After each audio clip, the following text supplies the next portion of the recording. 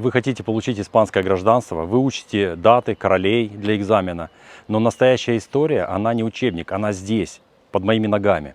Здесь 400 лет назад решали, кто достоин называться испанцами, а кого нужно вышвырнуть из страны, отобрав дом, который его предки строили веками. Сегодня я вам покажу Сиесу, которую не видят туристы. Мы поднимемся к крепости Мавров, я вам покажу вам секретное послание в камне и расскажу, почему великий Сервантес плакал вместе с теми, кто уходил отсюда навсегда. Досмотрите до конца, в финале я задам вам один честный вопрос, который заставит вас по-другому посмотреть на вашу собственную жизнь в эмиграции. Погнали!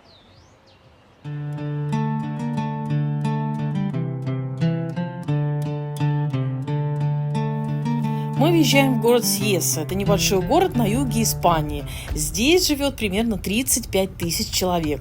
По испанским меркам это совсем маленький город. Он стоит в долине реки Сегура. Вокруг горы и огромные фруктовые поля. Вообще этот район очень старый. Люди жили здесь еще со времен древних иберов и римлян, и археологи находят следы поселений почти повсюду. Позже здесь были арабы. Тогда город назывался Медина-Сияса и стоял чуть выше на горе. Туда мы тоже сегодня пойдем. А то, что мы видим сейчас, это уже более современная Сиеса, которая выросла внизу у реки. С виду это обычный спокойный город. Но именно из-за этой длинной истории здесь и появился один очень интересный музей. И сейчас мы как раз туда и идем. Сам археологический музей открыли сравнительно недавно, в 1999 году, а само здание намного старше. Раньше здесь был городской клуб-казино, построенный еще в 1912 году. Музей сделан несколько уровней, и здесь собрали все самое интересное, что археологи нашли в этом районе. Главная часть экспозиции посвящена старому мусульманскому городу Медина-Сияса, который когда-то стоял на горе рядом с Сиесой. Во время раскопок там нашли остатки домов, арки, керамику, посуду и разные предметы обычной жизни. И самое необычное, в музее даже восстановили 2 дома в натуральную величину, такими, какими они были много веков назад. По сути, это место, где можно увидеть, как люди жили здесь в средневековой Испании.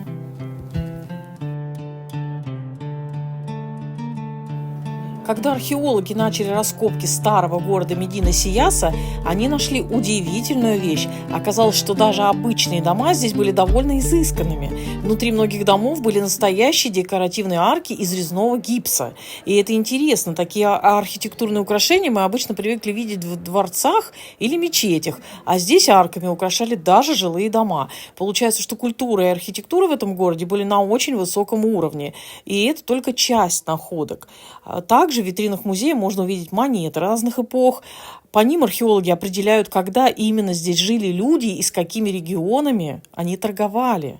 Такие находки показывают, что этот город был не просто маленьким поселением, а частью большой торговой системы средневекового Средиземноморья. Кроме монет, здесь также нашли много предметов повседневной жизни.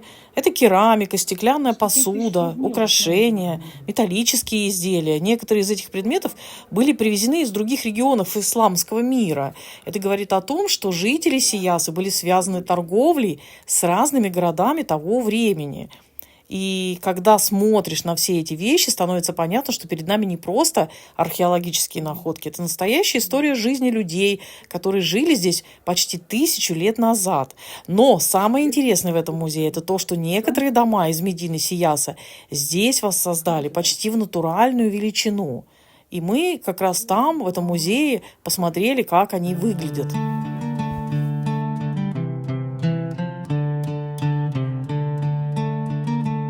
Внизу этого археологического музея находится небольшая библиотека, посвященная известному библиофилу, который собрал редкие книги и документы об этом регионе. А уже совсем скоро мы отправимся в настоящий горный город Медина-Сияса. Там вас ждут узкие улочки, старинные дома и виды, от которых захватывает дух. И это только начало. Это еще не все. В этом регионе есть кое-что, чем он особенно славится. И мы покажем вам это буквально за углом, буквально скоро. Вы точно этого не ожидали. И, наконец, вдали открываются бескрайние живописные поля, которые делают этот край по-настоящему волшебным. Поверьте, такие виды останутся с вами надолго. И чем дальше мы будем углубляться в этот регион, тем больше уникальных историй и тайных уголков мы откроем. Так что оставайтесь с нами. Мы приехали в горы, чтобы попасть в древний город Медина-Сиаса, но в инфопункте никого не оказалось, так что будем разбираться сами. И вот то самое место, которое мы вам обещали показать. Посмотрите, какой красивый подвесной мост. Он, кстати, не какой-то страшный, не на какой-то страшной высоте, а идти по нему довольно спокойно. Но когда переходишь с одной горы на другую, открываются очень красивые виды. А местные жители тоже любят сюда приезжать. Здесь есть зона барбекю. Люди собираются семьями, проводят время на природе, гуляют. Место это очень приятно, очень красивое. Мы как раз сейчас идем по этому месту дальше в сторону древнего города Медина-Сиаса. И дальше там будет еще интереснее, потому что сам город находится прямо в горах. Кстати, если ехать от Сиесы до Медины-Сиаса на машине, у нас дорога заняла примерно 20-25 минут. И что приятно, парковка здесь бесплатная. Ну, а дальше посмотрим, что осталось от этого древнего города. Говорят, виды там вообще невероятные. Когда-то здесь процветал исламский город Сиеса. Мавры построили здесь ирригацию, которой испанцы пользуются до сих пор.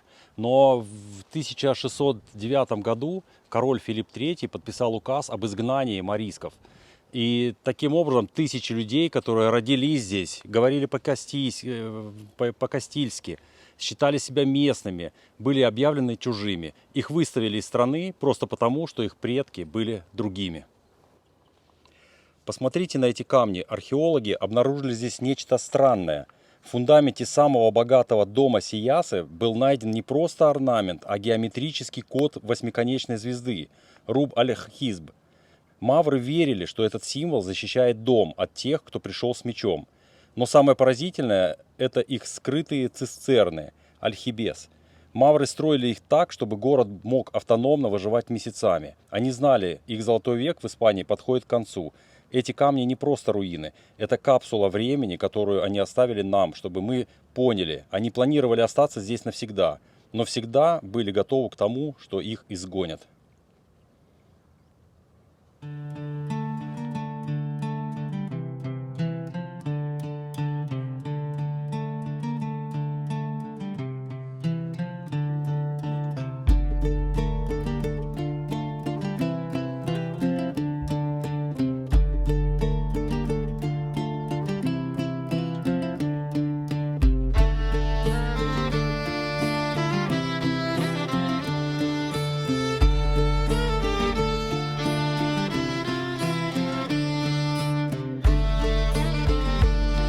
Многие едут в Мурсию, в Сиесу только ради этого кадра, чтобы сделать ту самую красивую фотку в розовых облаках, в персиковых садов, выложить в сторис или в Инстаграм, собрать кучу лайков. Красиво, да? Ну, безусловно.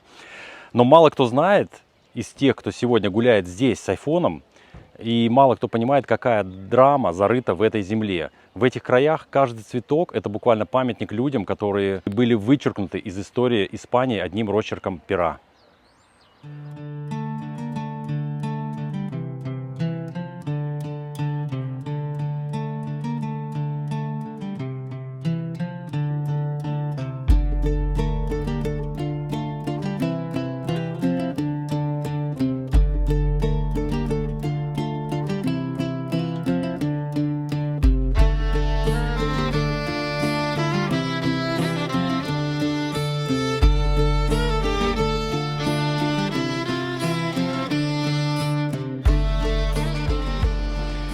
Знаете, почему великий Мигель Сервантес вставил во вторую часть Дон Кихота историю, которая выбивается из общего юмора книги?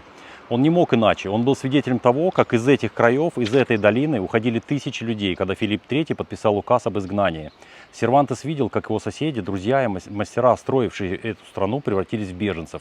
В своей книге он создал персонажа по имени Рикотте. Это был мориск, сосед Санчо Пансы. И в словах, которые Сервантес вложил в его уста, до сих пор эхом звучат над этими горами. Рикотте говорит: как бы мы ни были, мы плачем по Испании, мы родились здесь. Это наша истинная родина. Сервантес пошел на огромный риск. В те времена открыто сочувствовать изгнанным было опасно, и можно было попасть в подвалы Инквизиции. Но он показал нам, что паспорт и чистота крови не имеют значения, если твое сердце принадлежит этой земле. Он написал, как Рикотто возвращается в Испанию, переодевшись паломником, просто чтобы еще раз вдохнуть этот воздух.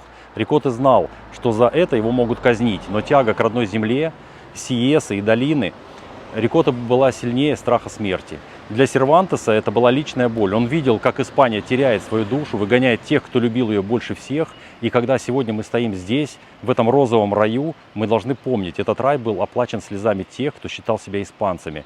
Но кому в этом праве было отказано?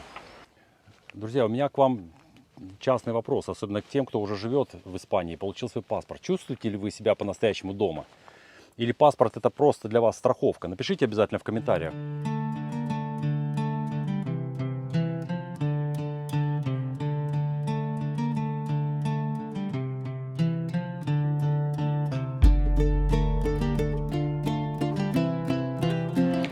Конечно, времена Филиппа III давно прошли. Сегодня Испания одна из самых теплых, гостеприимных стран мира.